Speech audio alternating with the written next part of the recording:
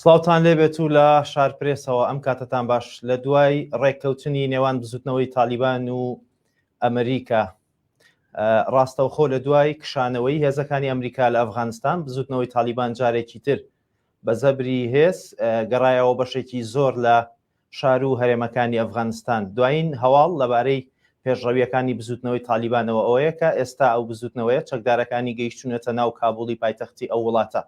قسە لەسەر ڕێککەوتنی نهێنی لە نێوان ئەمریکا و بزوتنەوەی تالیبان دەکرێت. چاودێرانی سیاسی و دۆخی ئەفغانستان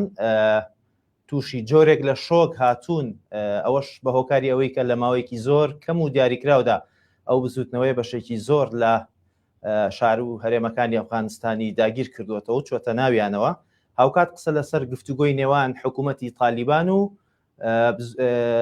حکوومەتی ئەفغانستان و بزوتنەوەی تالیبان دەکرێت کە ئەوە دوایین پێشهات و دوایین زانیاریە. من دەمەوێت گفتوگۆی زیاتر لەبارەی گەڕانەوەی بزوتنەوەی تالیبان بۆ ئەفغانستان بکەم لەگەڵ بەڕێز دکتۆر ڕێبوار فەتاح پسپۆڕ و شارەزا لە کاروباری خۆرهەڵات کە بە سوپاسەوە لە بەریتانیاوە لە لەندەنەوە لەگەڵم دەبێت. سڵاو لەوێ دکتۆرم کاتت باش. دەمەوێت ئەوە بپرسم کە هۆکارەکانی جێهێشتنی ئەفغانستان لەلایەن ئەمریکاوە چین دۆخی ئەفغانستان ئێستا چۆن دەبینیت؟ ینی هۆکارەکان نتوانین کۆمەڵێک هۆکار دەستنیشان بکەین بۆ ئەوەی کە ئەمریکا شکستی خوارد، توانی بڵێ نەیتۆ شکستی خوارد لە ئەفغانستان. بەڕاستی ڕەنگە هەتا 2 ساڵ لەمەوە پێش تالیبان هێزێکی تێکشکاو نەبوو، بەڵام بەڕاستی ناکۆکی زۆری هەبوو، زۆر لاواز بوو. بەڵام ئەمڕۆ کە دەیبینیت ئەتوانێت هێوەکو هێزێکی یەگرت و کار بکات و شار بە شار و گوند بە گوندی ئەفغانستان داگیر بکات و ئێستا لە کابوڵی شەو، ینی بۆ ئەوەی کە گومانیش نەمێنێت، گومان نییە لەوەی کە ئێمە ئێستا ڕژێمێکی دیکەی تاڵبان ئەبینین لە ئەفغانستانە. پرسیار زۆرە ئایا ئەو ڕژێمە وەکەوەی ڕژێمەی پێشترە بێت کە لە 2001 ئەمریکا ڕووخانی، ئەوە پرسیارێکی کەیە. بەڵام ئەو راپۆرتانی دیارە من ئەفغانستان نیم، بەڵام لە ساڵی 2001ەوە ئەمە 20 ساڵە لەسەر ئەفغانستان کار دەکەم. ئەوانی کە ئەو ریپۆرتانەی کە هەیە و ئەو کەسانی من قسەم لەگەڵا کردوون لە ئەفغانستانەوە ئەڵێن نزیکەی لە سا 40 چەکدارانی ئەفغانستان بە ئوردو قساکەن، کە دیارە ئەمە فشانی ئەوەیە کە هێزێکی دەرێکی هاوکاری ئەفغانستان بووە. هۆکاری دیکە ئەوەیە کە ڕەنگە ئەمەیان لە دڵی ئێمەوە نزیک بێت، ئەوەیە کە لەو 300,000 سەربازەی حکوومەتی ئەفغانستان هەیەتی بەڕاستی 300,000 نییە، زۆری بندیوارە کە شەڕ دەکرێت سەرباز نییە شەڕ بکات. دیارە ڕێکەوتنی تالیبان و ئەمریکا بە بۆچوونی من بڕبڕەی پشتی سەرکەوتنی تالیبانە لە ئەفغانستان، چونکە ئەمریکا پیشانی داکە ئەگەڕێتەوە لە ئەفغانستان، ئەو گەڕانەوەیش هیوای خستە دڵی تالیبان و ئەو لایەنانەش کە سەپۆرتی تالیبان دەکەن. ئەبێ ئەوەشمان بیر نەچێت تالیبان خۆی چەک دروست ناکات، بەڵکو چەکی دەدرێتێ و ڕاش دەهێنرێ لەسەر جەنگ. لەبەرەوە ئەو جەنگە ئەبێ وەکو جەنگێکی پرۆکسی ببینرێت لە نێوان هەندێ ڕژێم و هەندێ لایەنە کە نانوێ پرۆژەی ئەمریکا لە ئەفغانستانە سەر بکەوێت. دەنا تالیبان خۆی بەڕاستی چەکی نییە. ینی هۆکاری کەش زۆرن، بۆ نمونە ئەوروپا یا ئەمریکا، هەموو ئەوروپا لەوێ بوون، بەڕادەیەکی زۆر پشتیان بەست بەوەی کە بە هێزی چەکدارەکانی تالیبان لە ناو بەرن، کە دیارە لە 20 ساڵە ئەبوویان بیان زانیایە کە ئەوە استراتیژێکی سەرکەوتوو نییە، لەبەرەوەی تالیبان بەڕاستی بەشێکی زۆر گەورەیە لە بەشێکی گەورەی دانیشتوانی ئەفغانستان، ئەوانیش پشتۆکانن. تالیبانیش بەردەوام لە ناو سەر پشتیوانە. پرسیار بکەم، چاودێرانی سیاسی و سەربازیش تووشی جۆرێک لە شۆک هاتوون، دانەوێت بزانن کە هۆکاری ئەم شکستە خێراییە سەربازی حکوومەتی ئەفغانستان چیە؟ بۆچی هێندە بە زووی و لە ماوەی چەند ڕۆژێکدا تووشی شکستێکی لەو جۆرە دەبێت؟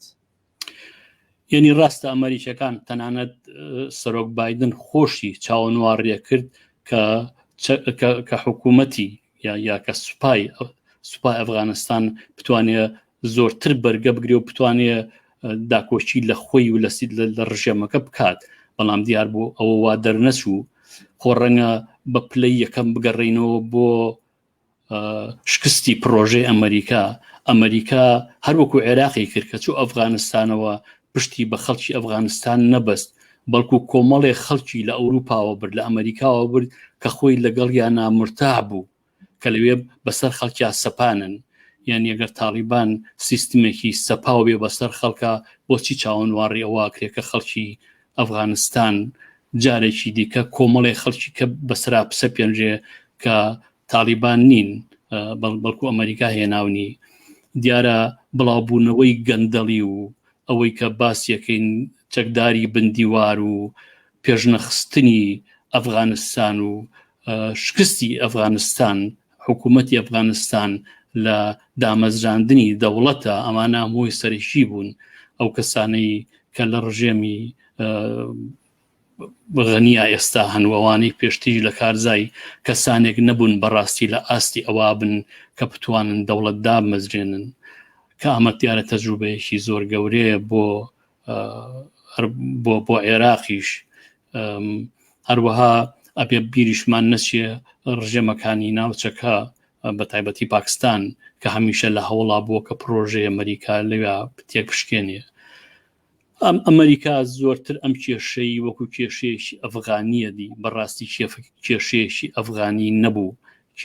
وەکو وتم تالیبان شەڕێکی پرۆکسیە کات ئەبوایە بۆ نمونە ئەمریکا لە بریوێ لەگەڵ تاڵەبانە ڕێبکەوێ لەگەڵ پاکستانە ڕێبکەوتە لەگەڵ وڵاتی خەلیجا ڕێبکەوتایە ئەمانە هەموو کۆمەڵێک بەنگلیزی پێڵێن مسکەلکولیشنز حساب نەکردنە کە ئەمریکا شکستی خوارد لەوەی کە حسابیان بۆ بکات یعنی هۆکاریکەش زۆرە بەڕاستی بەڵام ئەوەی کە زۆر گرنگە ئەوەیە کە تۆ بەڕاستی ناتوانیت ئێستا بۆمان دەرەکەوێت پاش 20 ساڵ لە ئەزمموی تاڵی عێراق و ئەفغانستان کە دیموکراتی لەسەر لە وڵاتێکی کەوە ناتوانی بگوێزدەوە بە وڵاتێکی کە بەڵکو پێویست بوو لەگەڵ ئەفغانەکانە نەک لەگەڵ ئەفغانیانی کە ئەمریکا بردوونی بەڵکو لەگەڵ دانیشتوانی ڕاستەخینەی ئەفغانستانە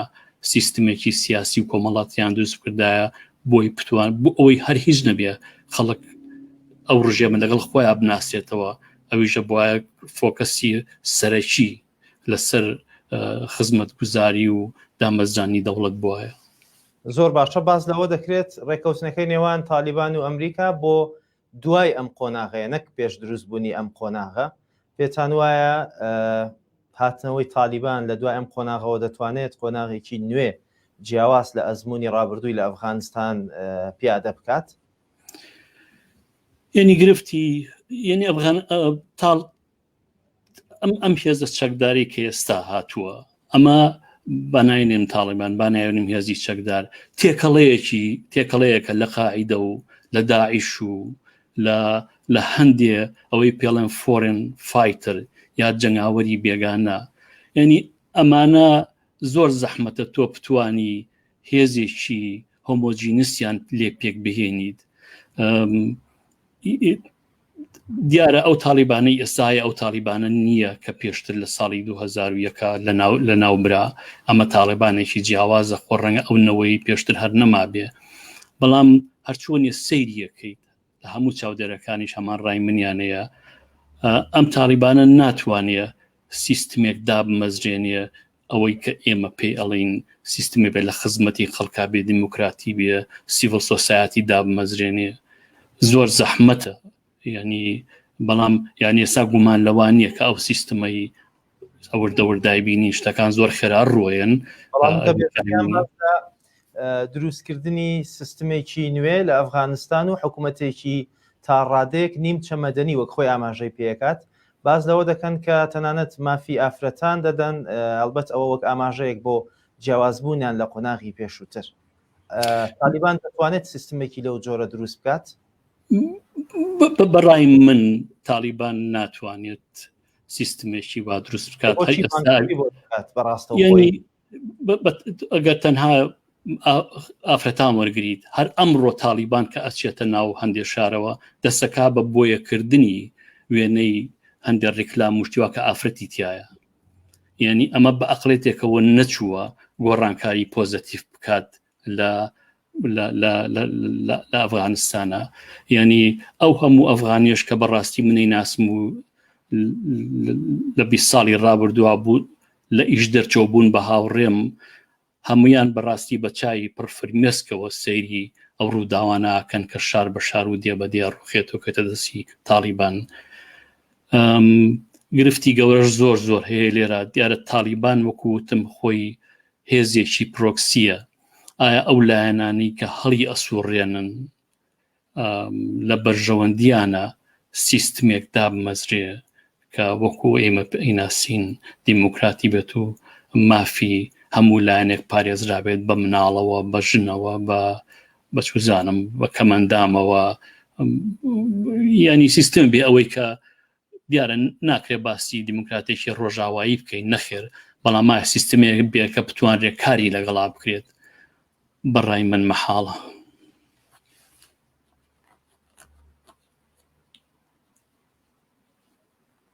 بەشی هەرە زۆری ئەو هۆکارانەی کە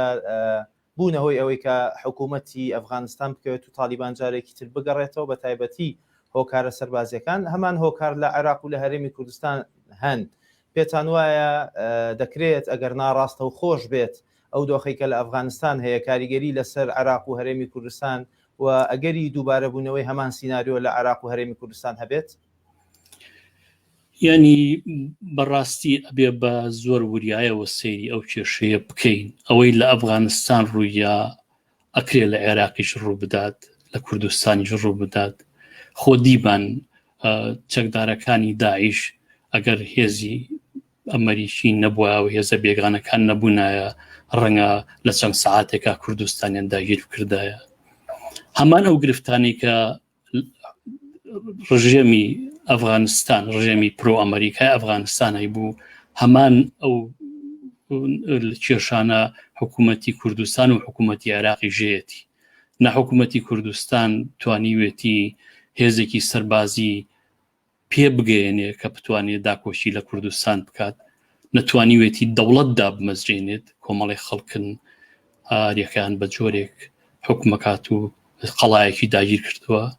عێراقیش هەمان شتە تەنها ڕەنگە جیاوازی لە نێوانی ئەفغانستان و عێراقاوە بێ عێراق نەوتی هەیە ڕەنگە ئەمریکا دەستبەرداری نەبێ بەڵام بەڕاستی ئەوە یعنی ئەوەش هێزێکی زۆر گەورە نییە ینی یا هەندێکی زۆر گەورە نییە بۆی ئەمریکا بهێڵێتەوە من بەڕاستی دوای ئەوەی لە ئەفغانستان ڕوویە ئەگەر کار بەدەستێکی حکوومەت بم لە عێراقا یان لە کوردستانە بەڕەوتار و گفتاری خۆمە هاچمەوە ڕەنگە خۆوە من نمونەیەکی زۆر باش بێ بۆ کوردستان ئێستا هەموو ئەو کێشانەی خزم و کەس و کار و عەشیرەت و خێڵوانە بخەنەلاوە هیچ نەبێ بۆمانەوەی خۆیان و ئەگەر بیانێ بمێنەوە بۆ بەرژەوەندی خەڵک لە ئەگەری دووبارە بوونەوەی هەمان دۆخ لە عێراق حکوومەت یان بۆ ڕێگریکردن لە دووبارە نەبوونەوەی هەمان دۆخ لە عێراق حکوومەتی عێراق و هەرێمی کوردستان دەتوانن چی بکەن چ میکانیزمێک هەیە بۆ گرتنەبەری ڕێوشێن بۆ ڕێگریکردن لە دووبارە بوونەوەی دۆخێکی هاوشێوە لە عێراق و هەرێمی کوردستان ینی بەڕاستی ینی هیچ هەواڵێکی خۆشم پێ نییە نەبووە حکوومەتی هەرێمی کوردستان نەبووە دەوڵەتی عێراق یا بۆ ڕژێمی عێراق چونکە ئەگەر شتێکی وا بکرایە ئەبووە بۆن من لە کوردستانە لە 30 ساڵی ڕابردووە سیستمێ دابمەزرایە کە بتوانێت ڕێزیدێن کە بتوانێت بەرگە بکرێت سیستمێکی بەرگەگر بووە ئەو سیستمەش بەچی دامەزرا ئەوە مێژووە کە بەڕاستی ناچمە و سەری ئەو قسانەیە کە هەموو کەسەکەی کات لە عێراقیژە هەمان شت بە بۆ چوونی من ئەفغانستانیش عینی عێراق بوو لەو ڕۆوە کە ینی کێشەی دەسەڵات و دەوڵەت لە دەست حیزب و ئەوانە دەرچووە ئێستا کۆمەڵی خەڵکن هەریەکەیان لایەنێکی گەورەی بەدەسەوەی و لەشکری خۆی هەیە ئەگەر سینناریۆیەکی لەوەی ئەفغانستان ڕوو بدات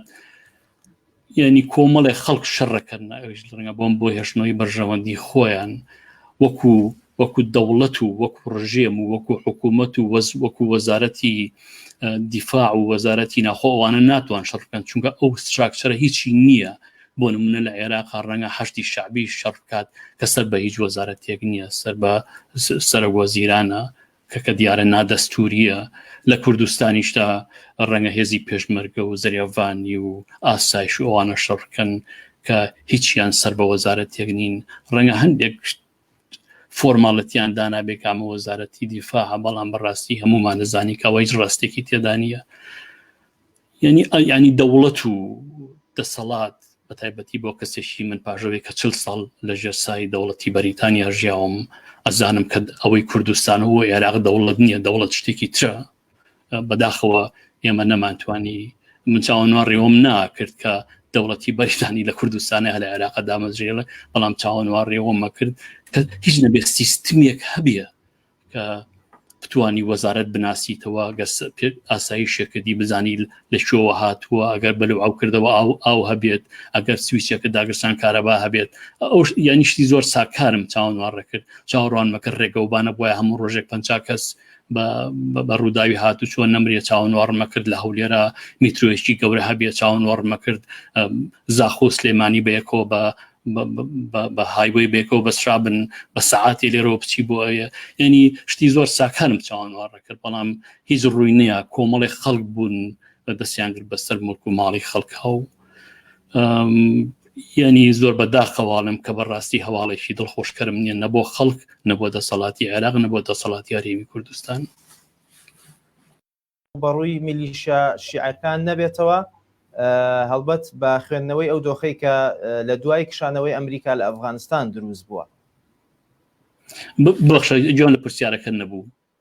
ئەمریکا لە هەر وڵاتێک بکشێتەوە وەک دەڵێن بەو دۆخەی ئەفغانستان دەچێت با خوێندنەوەی کشانەوەی هێزەکانی ئەمریکا لە هەرێمی کوردستان و لە عێراقیش کە ئێستا لە ڕۆژەفدایە وردە وردە هێزەکانی ئەمریکا لە هێزی شەڕکەرەوە دەگۆڕێن بۆ هێزی ڕاوێژکاری وەگەوەی کە بەغدا و ئەمریکا لەسەری ڕێکەوتون ترسی بەشێک لە خەڵکی هەرێمی کوردستان و عێراق لەوەیە کە ئەمریکا وەکو ئەفغانستان پشت بکاتە عێراق و هەرێمی کوردستان و هێزە چەکداریەکان وەکو تالیبان هێرش بکەنەوە سەر هەرێمی کوردستان ئەمە تا چەند دەکرێت ڕووبات یعنی ئێستا کۆمەڵی سێناریۆ هەیە توانین لە بەرچاوی بین هیچیانەوەیە کە ئەگەر ئەمریکا کشایەوە دیارە تێگەیشتنێک لەگەڵ ئێرانە دەبێت هەر چۆن کە لە ئەفغانستانە گەڕایەوە تێگەیشتنێک لەگەڵ تالیبانە هەبوو بەڵام تالیبانەوەی حسابی لەسەر ناکرێت ئێران ڕەنگە حسابی لەسەر بکرێت یعنی هەژمونی ئێران لە عێراقا زۆر زیاترە بێ ئەوە لە بۆ عێراق هەڵبەت ئەمەش بەڕاستی مۆسیقایەک نییە وەک دەڵێن بەگوێی وڵاتانی سونەی عەرەبیە یا ڕەنگە تەنان بەگوێی تووشیاشە خۆ ڕەنگە ئەوان هاوکاری هێزێک بن کە بیانەوەیە ئەو عێراقی کە ئێران کۆنتترۆلی کردووە بە جۆرێک استەبڵەتی تێک بە نائارامی بکەن بۆ کوردستان ڕەنگە جیاواز بێت تورکیا حاڵی حاضر بەشێکی زۆری لە کوردستان داگیر کردو و نازام 45 بنکەی سەربازی هەیە ڕەنگە ئەگەر لە غیابی ئەمریکا دەسەڵاتی تورکیا زۆر زیاتر بکات نازانم ئەتوانێت چی کە بکات چونکە هەموو خوێنبەرەکانی کوردستانی بەدەستەوەیە ئەوەی ئەمێنێتەوە بەڕاستی ڕەنگە ناوچەی سەوز بێت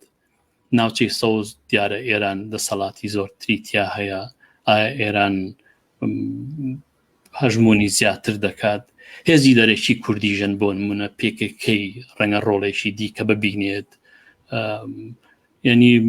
هەر چۆنێ سەیریەکەیت عێراق پارچە پارچە بێت کوردستانیش پارچە پارچە بێت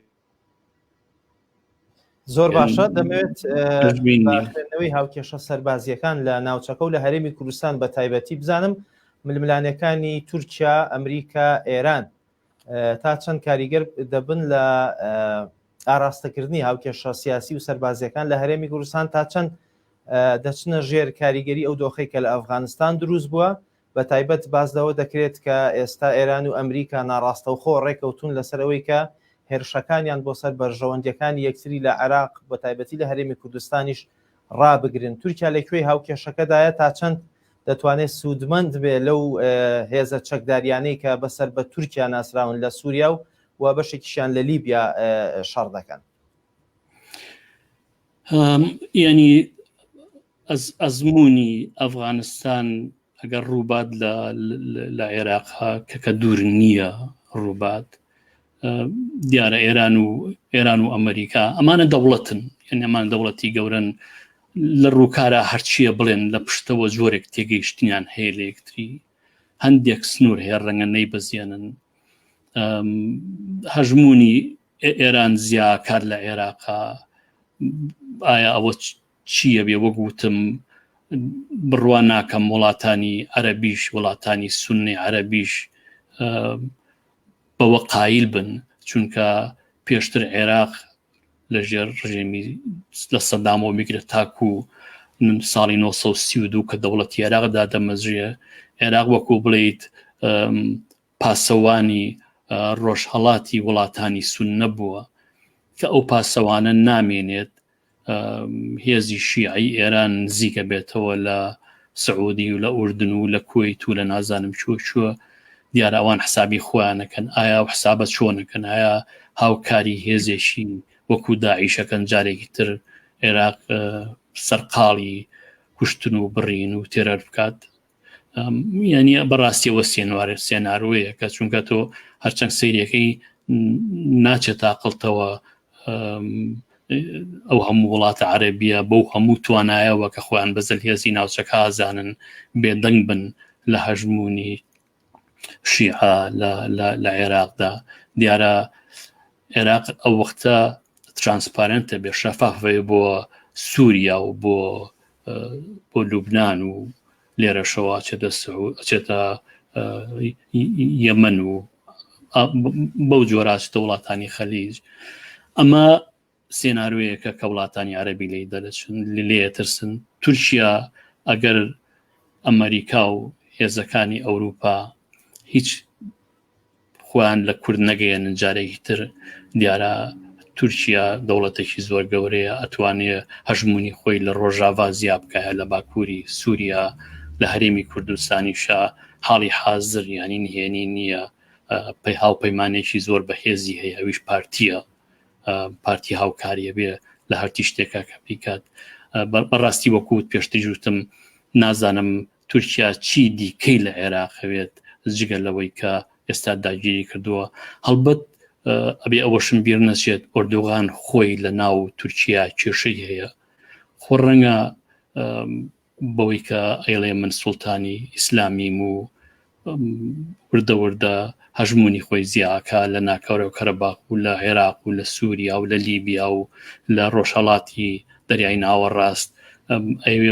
ئەوە بۆ جۆرە سەرنجی خەڵک ڕابکێشێ بۆ هیچ نەبێ هەڵبژاردننی داهات و بەرێتەوە، چونکە ئێستا لەژێ پرسیارایە کە ئایا هەڵبژاردننی داهات و ئەباتەوە یان نایباتەوە. زۆر باشە بازدەوە دەکرێت دوایین زانیاری لەبارەی دۆخی ئەفغانستانەوەیە کە بازدەوە دەکرێت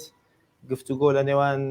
حکوومەتی ئەفغانستان و بزوتنەوەی تالیبان هەیە بە چاودێری ئەمریکا یان لانی کەم بە ئاگاداری ئەمریکا کە گوایە دەیانەوێت ڕێبکەون لەسەرەوەی کە حکوومەتێکی ئینتیقالی دابمەزرێنن بۆ تێپەڕاندنی ئەم قۆناغە. پێتان وایە لە ئەگەری بوونی ڕێکەوتنێکی لەو شێوەیە دەتوانرێت دۆخی ئەفغانستان ئاسایی بکرێتەوە، دەتوانن ڕێکبکەون؟ من گفتوگۆکە بە پۆزتیڤە زانم، یعنی ئەوە باشتر لەوەی بچن ناو ئەفغانستانەوە خەڵک بکوژن و ماڵ بسووتێن و من بەڕاستی چونکە گومانی نەبوو کە کابوڵەکەوێت ئەو ڕادەستکردنەی کابوڵ بۆ تالیبان من بە پۆزتیڤی دەزانم سێرە من واڵێم، چونکە خوێنڕشتنی کەم کردەوە، ئەوە خاڵێکی گرنگە. بەڵام ئایا لێرەوە ئایا تالیبان ئێستا زیرەکە یان ڕێنمایی یەکرێکە وا بکات، ئەوێت پیشانی باکە هێزێکی ئەو هێزەی پێشوو نییە و هێزێکە ئامادەیە لەسەر مێزی گفتوگۆ دابنیشێت و باسی داهاتوی ئەفغانستان بکات و خۆی بەدڵسۆزی ئەفغانستان بزانێ بۆ ئەوەی هەر هیچ نەبێت چاوی میدیاکانم و ئەمریکا دوور بکەوێتەوە ئەمجا بکوێتە ژیانی خەڵک ئەویان نازانم بەڕاستی یعنی بڕوان ناکە کەستبانێ وەڵامی و پرسیارە باتەوە ئایا ئەو ڕژێمەی لەمڕۆوە دەست پێکە پاژەوەی کە هەموو ئیتر خۆ دەزانی پاش مدەتێک ئەمە کۆ نەبێت ئەمریکا دوورەکەوێتەوە و ترەبێ بە نیوز ئەمەریشیەک یا بەریتانیەک ڕۆژنامەیەک سێرەکە ئەوەن کەس لە ئەفغانستان کوژراوە کێشەیەکی زۆر گرنگ نییە بە مەرجێک نەبێ بە کێشەیەکی نێودەوڵەتی کێ بێ بە کێشەیەکی نێودەوڵەتی بەڕاستی لە دوو حاڵەتێکیانەوەیە کە ئەفغانستان پەنابەرێکی زۆر بنێرێ بۆ ئەوروپا وەکو سووریا ئەو وەختایە بە کێشەیەکی نێودەوڵەتی ڕەنگە ئەوەش بیانوێت چارەسەری بکەن بەوەی کە پێشتر کردیان چەند کامپێکی پەنابەران لە پاکستان و لە ئێران و لە چەند جێگەی دیکە بکەنەوە ئەو کێشەیە چارەسەر بکەن بەڵام ئەو کێشەی کە چارەسەری نییە ئایا ئەو هەموو هێزەی لە تاڵیبان جا داعش بێت قاعیدە بێت یان ئەوانی دیکە کە زۆن تونڕەوترن لە تاڵیبان ئایا ئەوانە جارێکی دیکە ئەفغانستان ئەکەنەوە بۆی کە پێڵێن لۆنچین پاد یا بە سەکوێشی بۆ پەلامار بۆ بەرژەوەندی ئەمریکا و ئەوروپا ئەوەیە کە ڕەنگە زۆربەی چاودێرانی ئەوروپی لێ بترسن دەنا خەڵکی ئەفغانستان ئەکوژرێ یا ناکوژێ ینی ئەبێ بەڕاشکایی بڵێم بەڕاستی کێشەی ڕەنگە کێشەی خەڵکی ئەوروپا بێت خەڵک هاوسۆزە بەڵام کێشەی حکومەتی ئەمریکا و بەریتانیا نییە. زۆر سپاس بەڕێز دکتۆر ڕێبوار فەتاح پسپۆڕ و شارەزا لە کاروباری خۆرهەڵات سپاس کە لە لەندەنەوە لەگەڵم بوویت بینانی بەڕێز ئێوەش هەر شاد و بەختەوەر کاتێکی خۆش خواتان لەگەڵ بێت.